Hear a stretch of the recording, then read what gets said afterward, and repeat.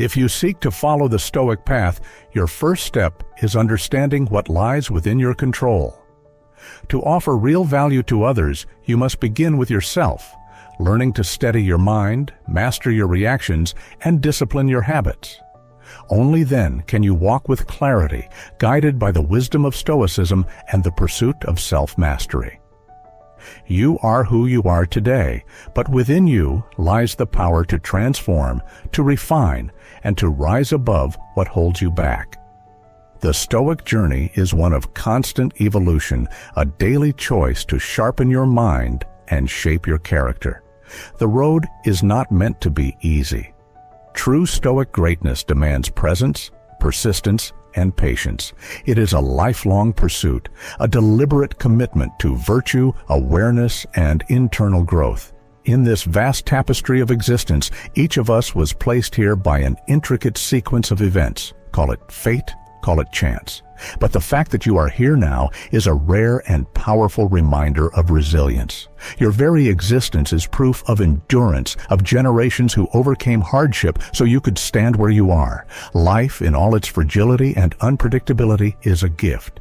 And recognizing that truth demands that we live each moment with purpose, finding meaning even in adversity, and choosing to move forward, no matter how faint the light may seem.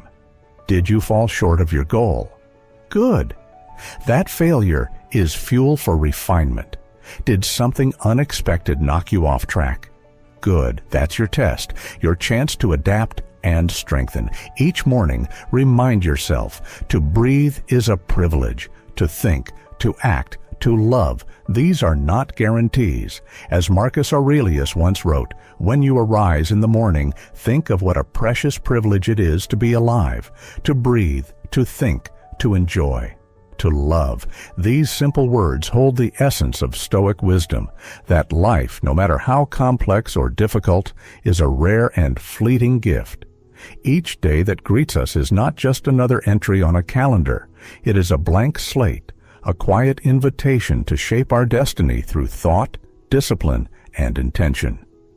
It reminds us that even amid life's chaos, the opportunity to live well still stands before us. Stoicism urges us to not waste what we cannot regain. Time. It asks us to treat each sunrise not with indifference, but with reverence. To see every breath as borrowed, every moment as a chance to become who we were meant to be. We are not guaranteed tomorrow. We are only given today. And within today lies everything. The trials that refine us, the decisions that define us, and the virtues we choose to embody. So, pause, reflect. Not in some abstract philosophical way, but practically, urgently. This moment, right now, is your life. And in that awareness, you hold the power to rise, to realign, and to begin again. If you truly want to embody Stoicism, you must first recognize the fundamental truth. Before you can guide others, you must govern yourself. Before you can bring peace to the world around you, you must bring order to your own mind. Your impulses, your reactions, your thoughts. These are the only things fully under your control. And until you master them, you will be at the mercy of every situation, every emotion, every external storm. But when you begin to gain control over your inner world, the outside world starts to lose its grip on you. That's when your real journey begins. A Stoic does not seek applause. He seeks alignment. He doesn't chase pleasure or flee from pain. He examines both, treats them with indifference, and acts based on reason. This is what separates the distracted from the disciplined. While most people are reacting, the Stoic is responding. While others are consumed by chaos, the Stoic stands still, not because he feels nothing, but because he chooses his actions with clarity. You must understand, Stoicism is not cold detachment. It's not about becoming emotionless. It's about having the strength to feel deeply and still act rationally, to be hurt and not retaliate in anger, to be overwhelmed and not surrender to panic, to love and yet not cling. This is true strength, not in suppression, but in control. And this control is earned. It's not given by books or inspiration. It's carved through trial, through quiet moments when you resist temptation, through sleepless nights when you choose reflection over rage, through countless days when no one sees your progress, but you keep going anyway. That is the Stoic path. You are what you repeatedly do. Every time you choose discipline over distraction, you take another step forward. Every time you resist the pull of anger, envy, or fear, you build a fortress around your mind. And with each of these moments, small, almost invisible to the outside world, you rise. Remember, greatness is not a moment. It's not a spotlight or a title. It's the accumulation of thousands of invisible victories, acts of self-restraint, choices made in silence, habits built in the dark. And over time, these invisible wins become visible strength. When life throws you setbacks, good. Now you're being tested. Now you get to prove that your philosophy is more than theory. Now you get to train your resilience. This is the forge where your character is made, under pressure, through adversity, in discomfort. Seneca said, "Difficulties strengthen the mind, as labor does the body. Fire tests gold. Suffering tests the soul." And if you walk this path with courage, even your lowest moments become your greatest teachers. So when hardship arrives, don't resist it. Study it. Let it expose your weaknesses so you can eliminate them. Let it sharpen your strengths until they shine. This is how a Stoic grows, not by avoiding pain, but by understanding what pain can reveal. The more you welcome discomfort, the more life stops controlling you. When you stop needing ease, you become dangerous because nothing can shake you. You've trained yourself to stand in the storm with steady eyes and a calm heart. This is what it means to walk the Stoic path, to see the world not as a threat, but as a training ground, to rise each day not asking for less hardship, but for more strength. Because at the end of the day, you are not what happens to you. You are how you choose to respond. And if you choose to respond like a Stoic, then nothing, no loss, no failure, no heartbreak can truly defeat you. Because you will always rise again, sharper, stronger, clearer, ready for what's next. And so we arrive at the heart of the Stoic practice, not just philosophy to admire, but a way of life to embody. Because wisdom without action is just decoration. Stoicism demands more. It asks for transformation. It teaches that true strength is not forged in fleeting inspiration, but in daily repetition, in the things you do when no one is watching. Every single day, you have a chance to practice. Not on a stage, not in a perfect environment, but in the real world, with its chaos, pressure, and unpredictability. This is your training ground. This is where Stoicism becomes real. Modern life is filled with noise, distractions, opinions, digital chaos. And in the middle of it all, the Stoic must remain still, focused, deliberate. That stillness isn't laziness, it's power, it's clarity. Because in a world that's constantly pulling you outward, Stoicism calls you back inward, to your center, to your core, to your reason. That's why Marcus Aurelius began each day with reflection, why Epictetus taught his students to examine their impressions and test them before trusting them, and why Seneca journaled not just for insight, but for accountability. These were not rituals for the sake of ritual.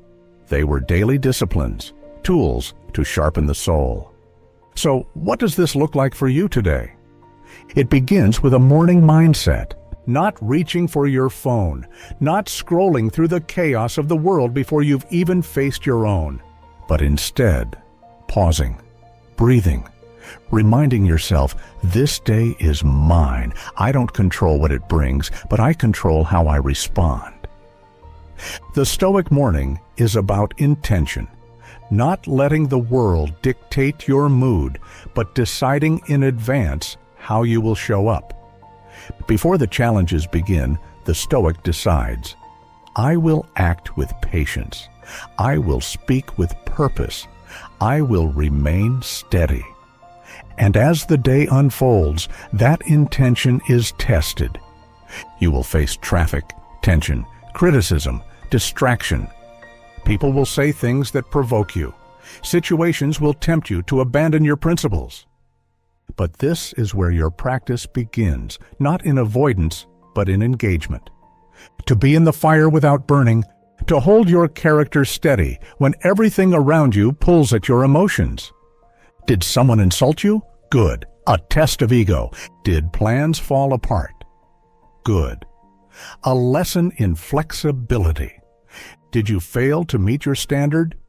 Good. An opportunity for humility and course correction. Every situation becomes a teacher if you're willing to see it that way. The Stoic doesn't fear discomfort. He prepares for it, trains for it, because life will not wait for you to be ready. It will test you in traffic jams, in broken promises, in missed opportunities, and unexpected illness. And the question is, will you be ruled by the moment, or will you rule yourself within it? Modern Stoicism isn't about escaping the world. It's about moving through it with a mind that's trained, a soul that's anchored, and a purpose that's unshaken. It means choosing your response when others lose theirs. Choosing discipline over indulgence. Choosing thought over impulse. And at the end of each day, the work continues. Because the Stoic evening is not for collapse, it's for review. You ask yourself, where did I hold the line today? Where did I slip? Did I speak when silence was wiser? Did I act in accordance with my values? Not to punish yourself, but to refine. Not to judge, but to improve. Because each day carries the gift of feedback if you're humble enough to receive it. This kind of life is not glamorous. It's not flashy. You won't go viral for keeping your cool or choosing virtue in silence, but you will build something more powerful than fame. Character. You will cultivate something that outlasts praise, peace, and you will become someone the world can't easily shake because you've already faced yourself. In a world full of endless reaction, Stoicism offers a rare power, the ability to respond with wisdom. It doesn't make you superhuman. It reminds you that your power lies in what you can control, your choices, your effort, your focus. So, ask yourself, are your daily habits leading you closer to who you want to become? Or are they distractions dressed as comfort? Because every action is a vote for the person you are or the one you're becoming. The Stoics understood this. They didn't just study philosophy. They lived it. They practiced it in war, in exile, in political collapse, and personal suffering, and their teachings remain, not because they were perfect, but because they were deliberate, because they turned pain into perspective, chaos into clarity, and life into something noble. And now it's your turn to bring that same mindset into your modern world. To wake up each day not hoping for ease but preparing for excellence. To choose your principles over popularity. To show up again and again even when it's hard, even when no one sees. That's Stoicism in action. It's not about being emotionless. It's about being undefeatable, not by others, but by yourself. To govern your mind so well that no matter what happens, you still rise, you still stand, you still keep walking the path.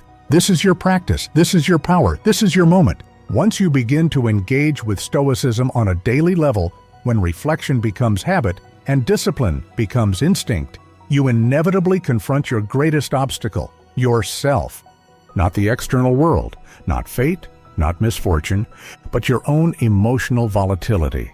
The Stoics didn't aim to eliminate emotion. They aimed to transcend enslavement to it. A Stoic is not empty. A Stoic is full of awareness, understanding, and conscious control. He may feel pain, he may feel anger, fear, even heartbreak, but he will never become those things. This is where the true work begins, because anyone can be composed when life is calm. It takes no wisdom to be kind when everyone agrees with you. It takes no philosophy to smile when your plans go smoothly.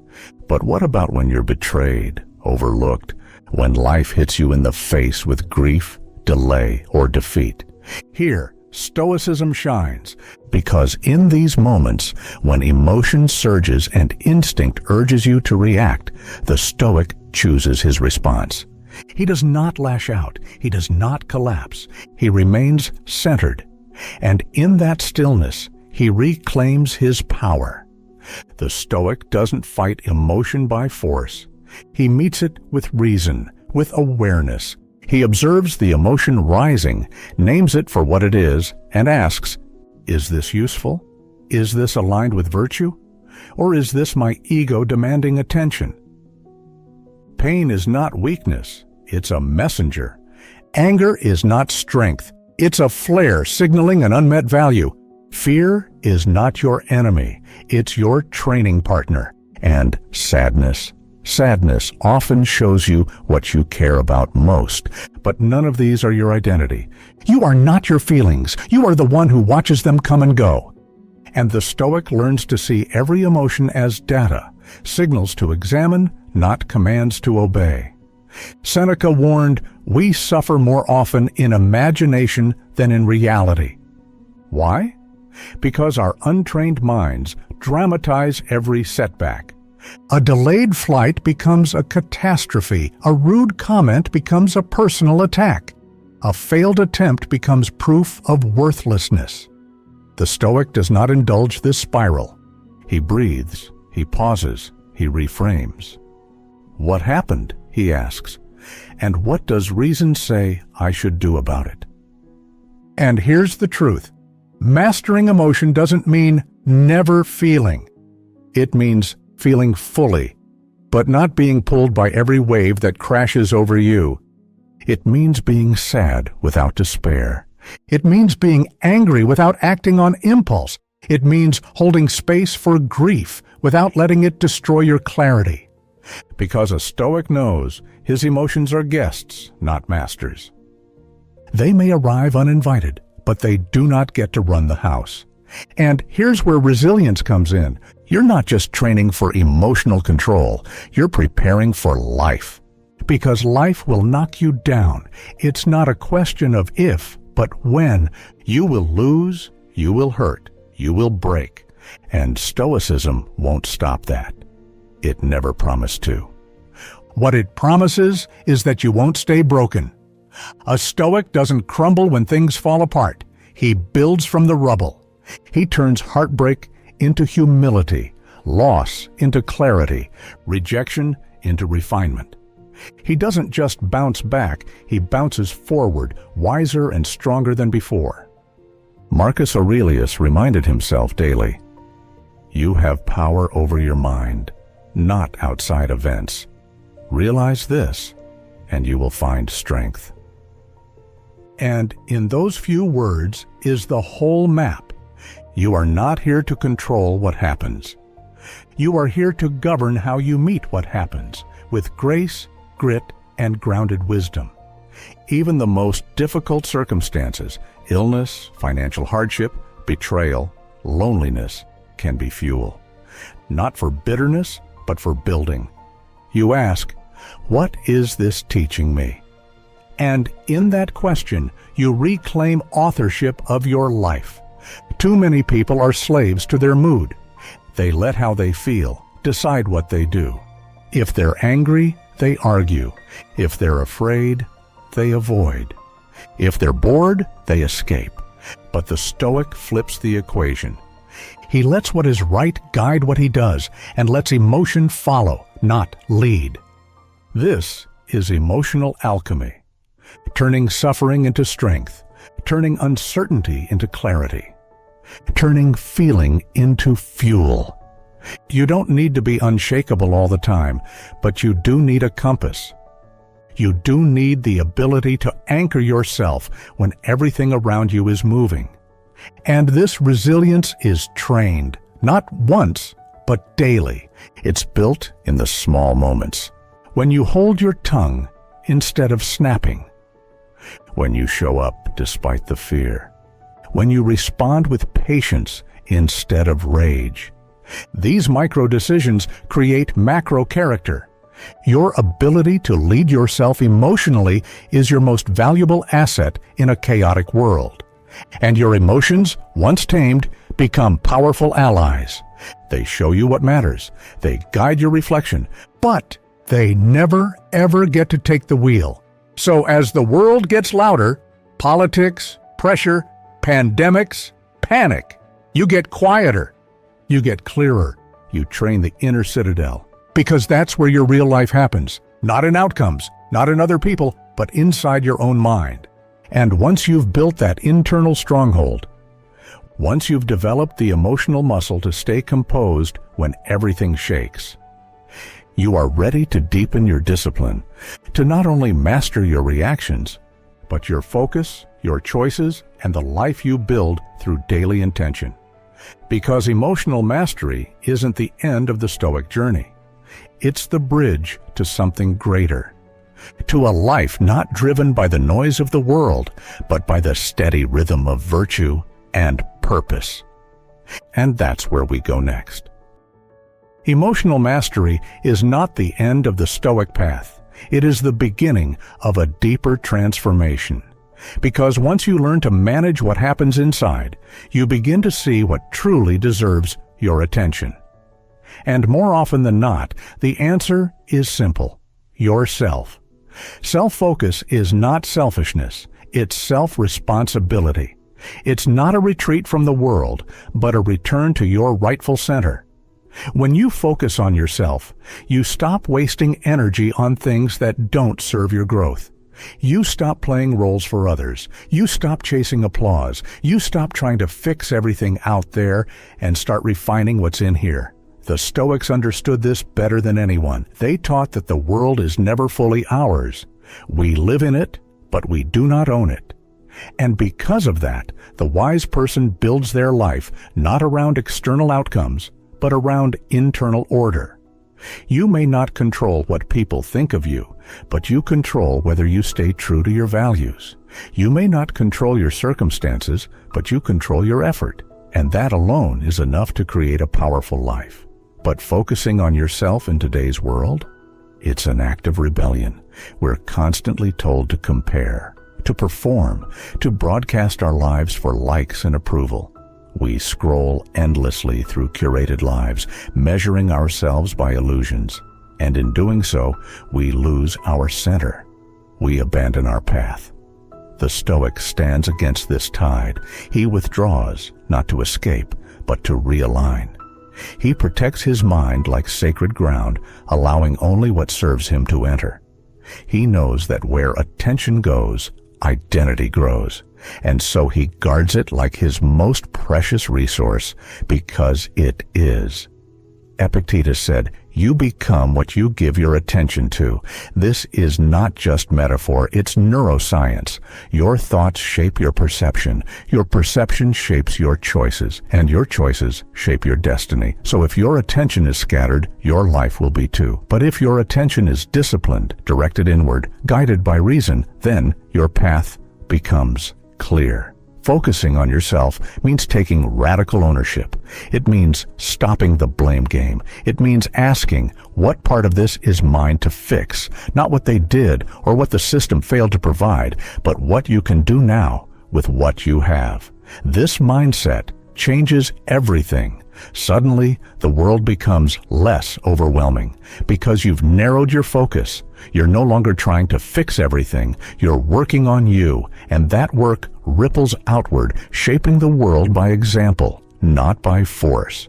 But self-focus is not passive. It's not daydreaming or waiting for the perfect mood to strike. It's a discipline, a daily act of courage, because to truly focus on yourself means confronting your own patterns. It means seeing where you fall short and taking action instead of making excuses.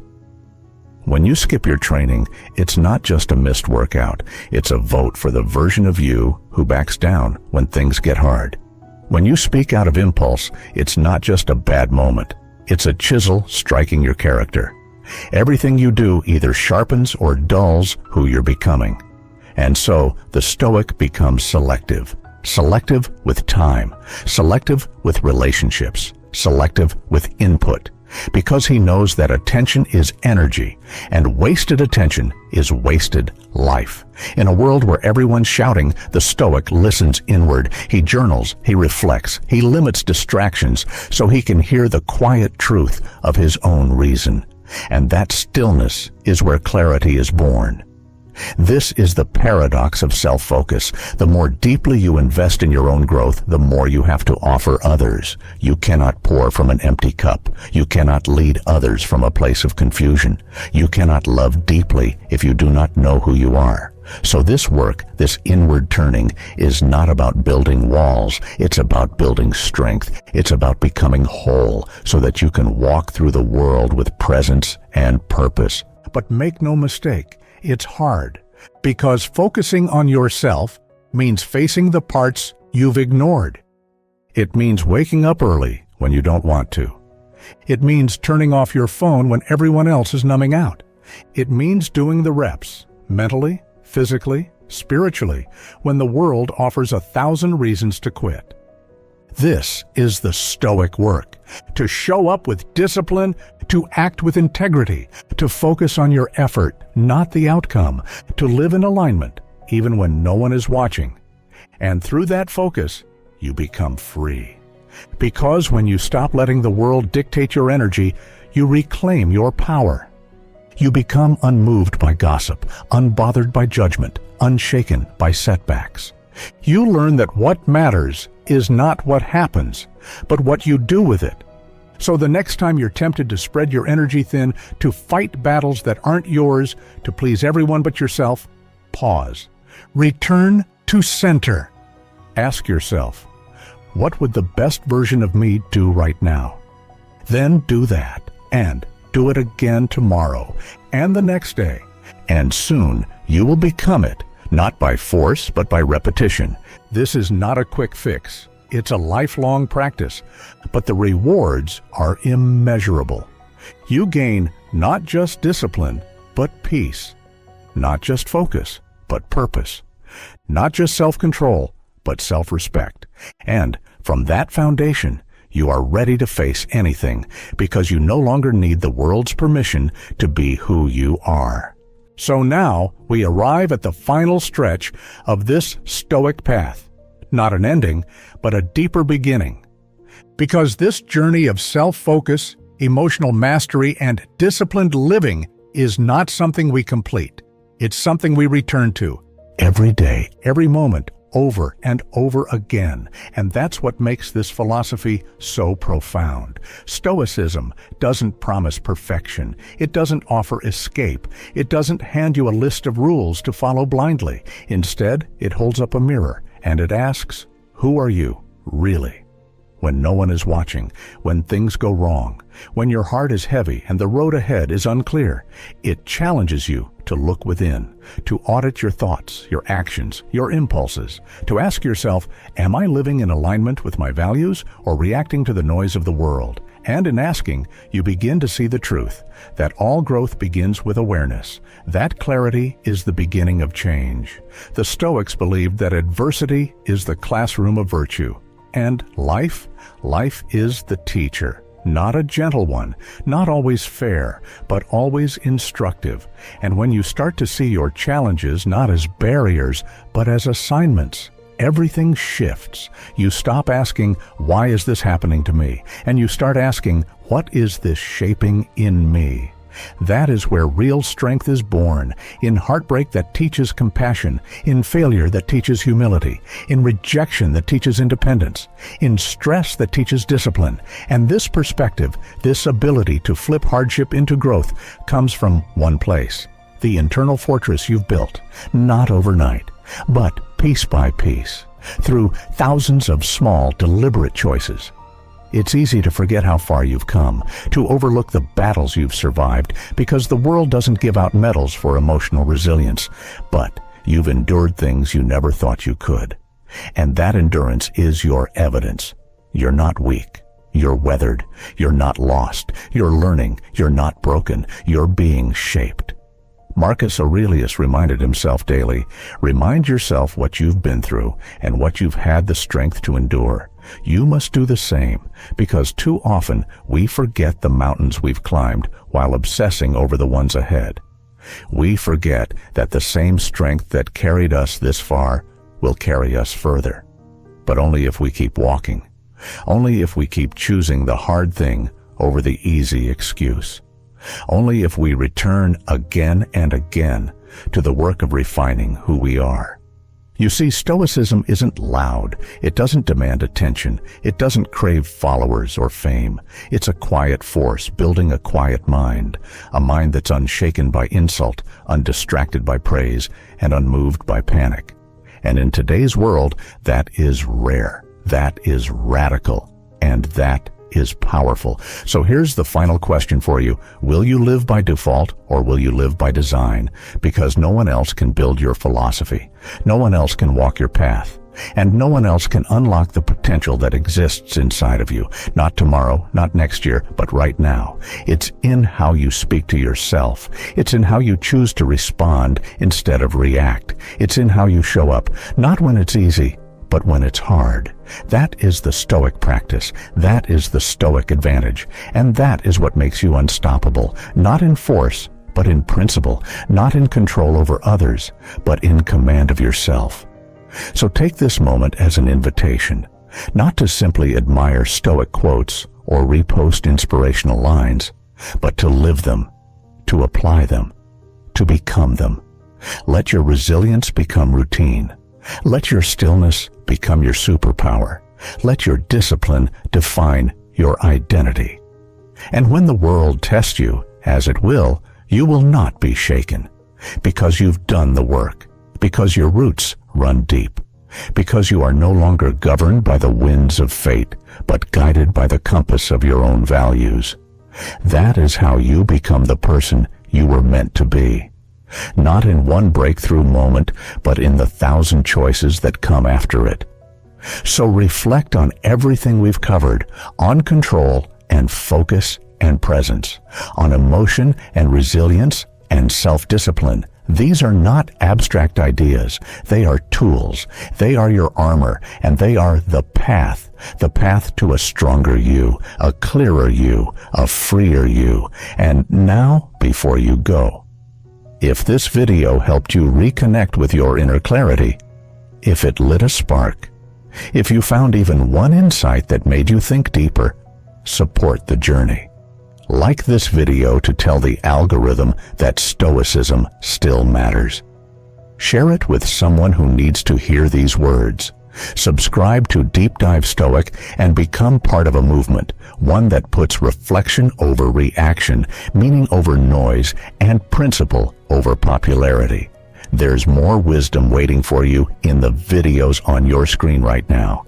Pick one, let it carry you forward, and above all, thank you. Thank you for being part of this channel. Thank you for walking this path with us. And thank you for becoming the kind of person the world desperately needs, but rarely sees. We'll see you in the next video. Stay grounded, stay focused, stay free. This is Deep Dive Stoic.